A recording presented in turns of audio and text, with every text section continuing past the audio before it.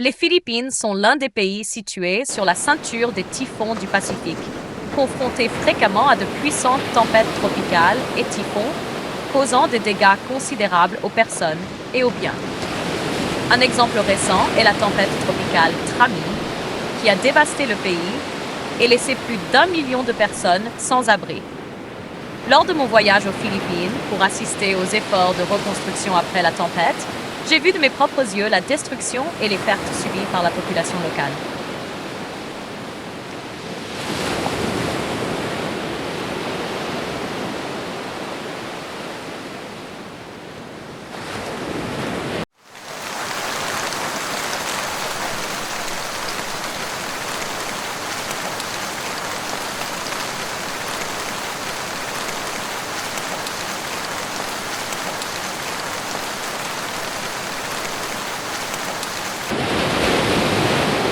La tempête tropicale Trami, avec des vents atteignant 100 km/h, a provoqué des inondations sévères, submergeant des villes entières et de vastes régions, créant un tableau de dévastation inimaginable. La puissance de la tempête a complètement détruit les zones résidentielles, forçant des millions de personnes à abandonner leurs maisons et à chercher refuge dans des centres d'évacuation ou des tentes improvisées. Les rues étaient jonchées de débris, les maisons effondrées et le spectacle des villages dévastés était bouleversant.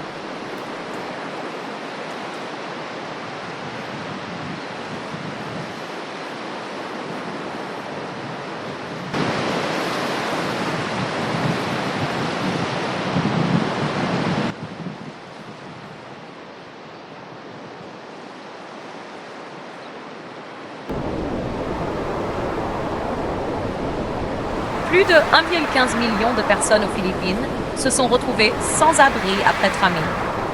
Le processus de reconstruction et de récupération a rencontré de nombreuses difficultés, car de nombreuses communautés touchées peinent à accéder aux besoins de base, tels que la nourriture, l'eau potable et les soins médicaux.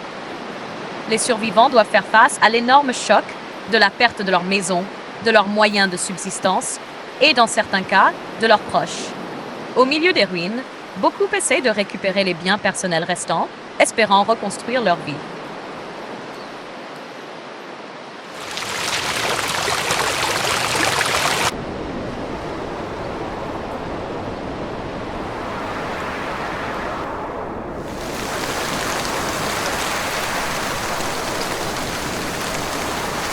L'impact psychologique de ce désastre ne peut être sous-estimé, car de nombreux survivants souffrent d'anxiété, de traumatisme et de syndrome de stress post-traumatique, SSPT. Le gouvernement philippin et les organisations internationales d'aide travaillent sans relâche pour fournir un soutien, mais la situation reste critique. De nombreuses communautés se sentent abandonnées et manquent de l'assistance adéquate. Elles sont contraintes de vivre dans des conditions insalubres et exiguës, se demandant quand elles pourront retourner chez elles.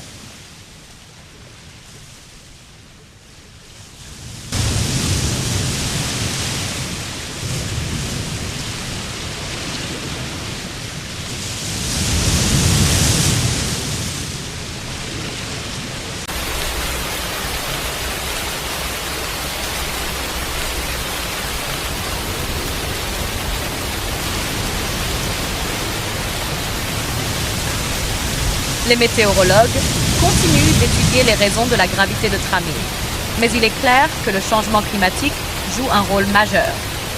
Les températures océaniques plus élevées et la montée du niveau de la mer ont créé les conditions idéales pour cette puissante tempête. Les régions touchées aux Philippines figurent parmi les plus pauvres et les plus vulnérables, ce qui en fait des cibles faciles pour les catastrophes naturelles.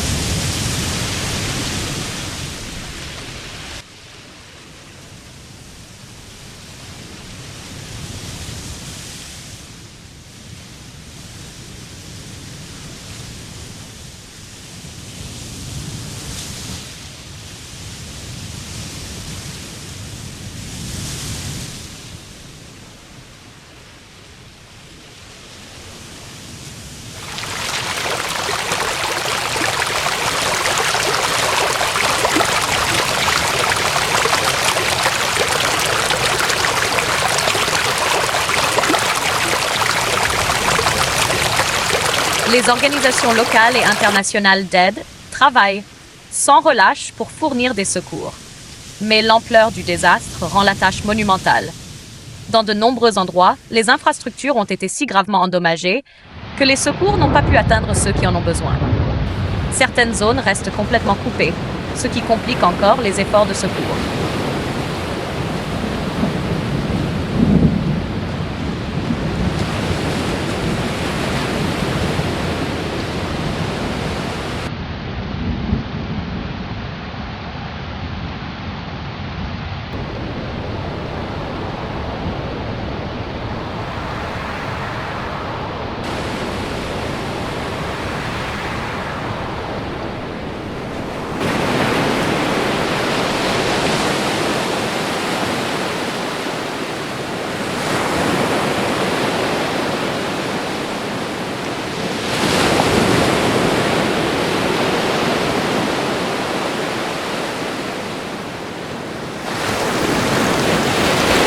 Malgré le chaos, des histoires de résilience et d'espoir émergent. À San Mateo, la communauté s'est unie pour reconstruire le centre de la ville en utilisant des matériaux improvisés et un esprit de solidarité. Des volontaires ont risqué leur vie pour sauver des familles coincées sur les toits. Une histoire touchante que j'ai vécue est celle de Maria, une mère de 35 ans qui a perdu sa maison et son entreprise. Elle vit maintenant dans un centre d'évacuation avec ses 3 enfants, luttant pour joindre les 2 bouts. Malgré toutes les difficultés, elle reste déterminée à reconstruire sa vie et à créer un avenir meilleur pour sa famille. Son courage sont une inspiration pour nous tous.